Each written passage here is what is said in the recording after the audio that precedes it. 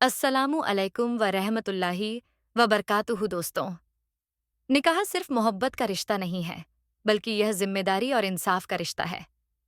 जब एक औरत अपनी जवानी, अपना घर, अपने ख्वाब और अपनी मोहब्बत अपने शौहर के लिए कुर्बान कर देती है, तो उसके दिल में बस एक ही उम्मीद होती है कि उसका शौहर उसका हमसफर और इंसाफ करने वाला साथी होगा।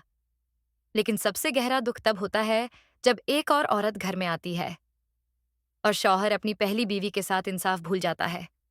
वो पहली बीवी जिसने अपने शौहर का साथ हर मोड़ पर दिया।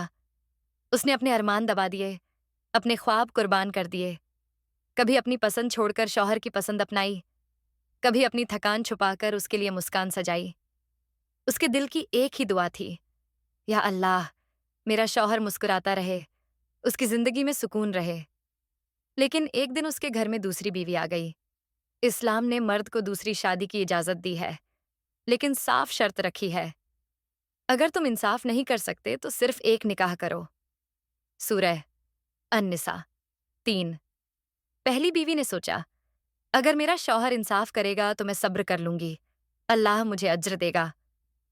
लेकिन उसके दुख की शुरुआत तब हुई जब उसने देखा कि शौहर अब सिर्फ दूसरी बीवी की तरफ झुक गया है। अब शौहर का वक़्त, उसकी मुस्कान, उसका प्यार, सब कुछ दूसरी बीवी के लिए था। पहली बीवी के हिस्से में सिर्फ तन्हाई और इंतजार आता था। वो सोचती थी, मैंने तो सबसे पहले अपना घर इसके साथ बसाया था, मैंने अपने आंसुओं से इसके सपने सजाए थे। आज वो सब कुछ भूलकर मुझे ही पराया बना गया है।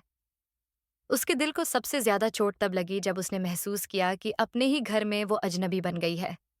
उसने सालों की मोहब्बत और वफादारी दी, मगर एक पल में सब बेकीमत हो गया। रात के अंधेरों में जब शौहर अपनी दूसरी बीवी के पास होता, तो ये पहली बीवी खाली कमरे में तन्हा रोती।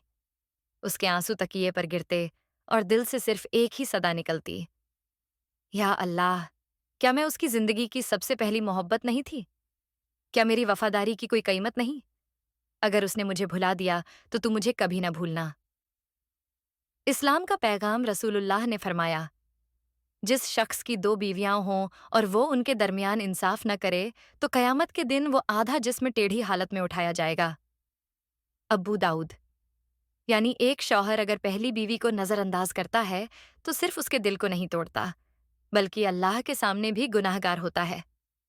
पहली बीवी अपनी तकलीफें छुपाने की कोशिश करती, बच्चों के सामने मुस्कुराती, लेकिन अंदर से बिखर चुकी थी। वो सोचती थी, मैंने अपनी जवानी, अपना सुकून और अपने अरमान सब दे दिए, आज मुझे सिर्फ आंसू और तन्हाई मिली। क्या मेरे आंसुओं का कोई हिसाब नहीं? लेकिन वो औरत टूट कर भी बिखरी नहीं। उसने सजदे में गिरकर अपनी रूह को हल्का किया।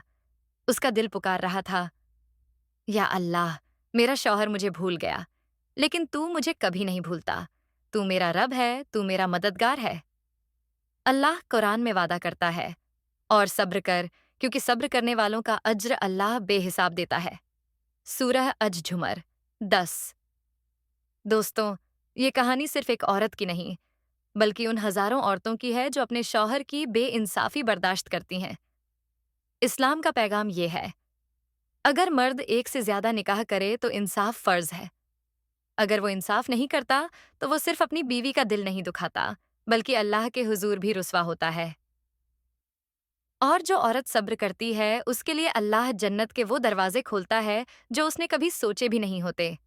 याद रखो, इंसान का इंसाफ अधूरा हो सकता है, लेकिन अल्लाह का इंसाफ कभी अधूरा नहीं होता। पहली बीवी के आंसू जया नहीं जाते। दुनिया भुला दे, लेकिन अल्लाह हर आंसू को लिखता है। क़यामत के दिन वो सब्र, वो आंसू, वो दर्द, सब जन्नत की रोशनी में बदल जाएंगे। और उस वक़्त उस औरत को पता चलेगा कि उसका रब ही उसका सबसे बड़ा सहारा था। अगर आपको ये कहानी पसंद आए तो लाइक, शेयर और सब्सक्राइब ज़रूर करें, इस्लामिक रिमाइंडर्स के लिए।